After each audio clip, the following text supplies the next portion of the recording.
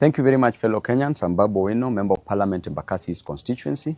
I want to take this opportunity to thank Kenyans for the great support that you gave me during this challenging moment.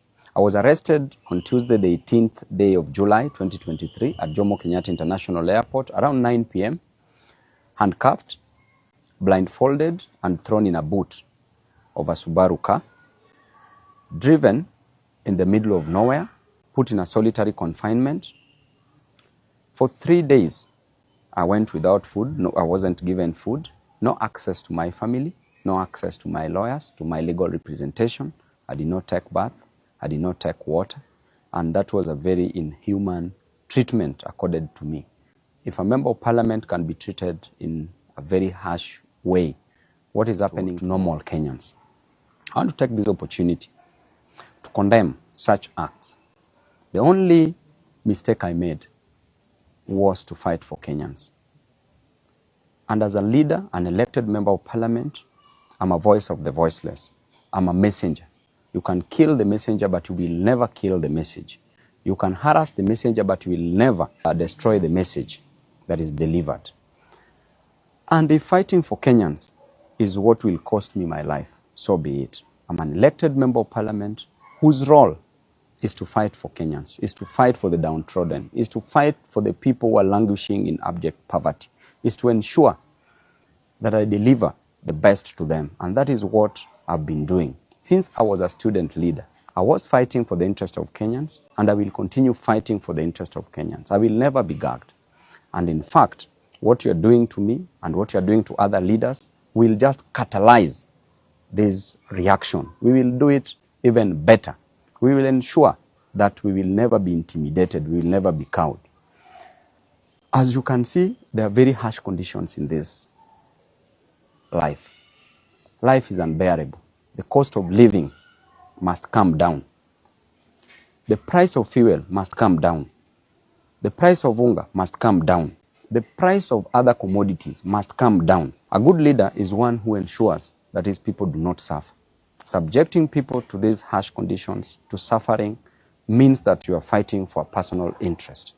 This government rode on the back of the hustlers, the same hustlers of whom they are destroying on a daily basis. They are killing them, unleashing policemen to kill them, to maim them, to cause injuries on them, and that is not fair at all. On a daily basis, you blame Raila to be the cause of the deaths of the people. Raila did not give instructions to the police to use brute force, to use the extrajudicial means to gag people from fighting for their inherent and inalienable interest, not only spiritedly but also religiously.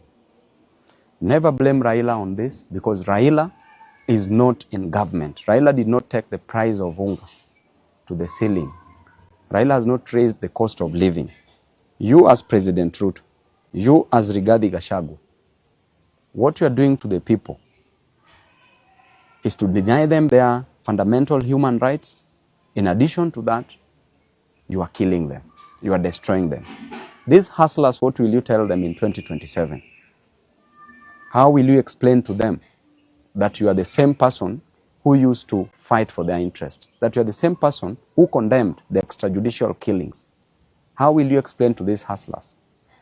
And I can tell you, even in the Bible itself, a story is told in the book of 1 Kings from chapter 12.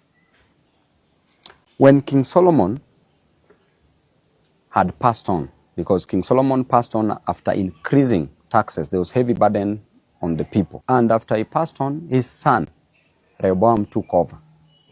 People went to Rehoboam as the new king and requested that the burden be lifted from their shoulders, that the cost of living to go down.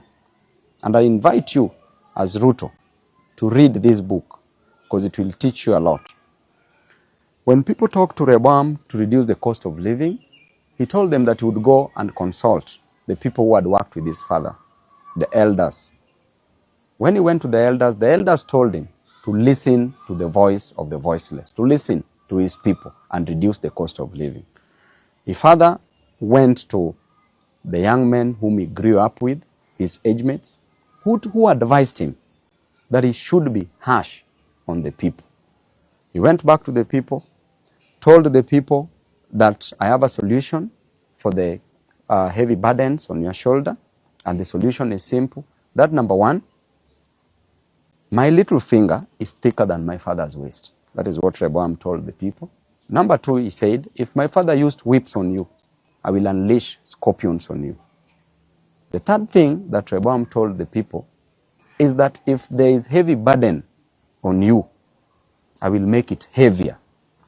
This made people to rebel. Because of the harsh treatment of the people, it led to the 12 tribes being divided into two kingdoms. One kingdom was the kingdom of Judah, which comprised of the two tribes, ruled by Rehoboam as the king, just as what is happening. And the other 10 tribes rebelled, and they formed the kingdom of Israel that was ruled by Jeroboam. And I can assure you that if you impose heavy taxes on your people, you are meant to go down. You will go down. It doesn't matter who is the messenger. You can destroy the messengers, but the message is clear that you will go down. You may be advised by the fools around you, as we always know, and a leader is known by the people surrounding him. If you are surrounded by the 4 fools, you become the 5th fool. If you're surrounded by 4 wise men, you become the 5th wise man. But as things are clear, in black and white, you are surrounded by fools. I can clearly tell you that Kenya, where it is headed, just like in the Bible, will go down because of the heavy cost of living you're imposing on the people. Because of the high cost of living, because people lack a lot in life, you are rushing to build for people houses. People don't need houses. People just need food. People need school fees. And as a leader, I know what it is to lack food. That's why I will fight for them, because I lacked food at some point. If you tell me you lack food, I know what it is to lack food. If you tell me that you lack school fees, I know what it is to lack school fees. You are rushing to build for people houses, which is not a main challenge, but people's main challenge is the food. Just let the cost of living come down. If it doesn't come down, it must be forced to come down. Lastly, I would like to advise Rachel Ruto and Bishop Dorcas Gachagua that you don't need to pray for Kenya. You don't need to pray for people. Pray for your husbands. The problem is in your house. The problem is not outside the door. You are living with the problem. Don't cast the demons. Look near you. You will see them.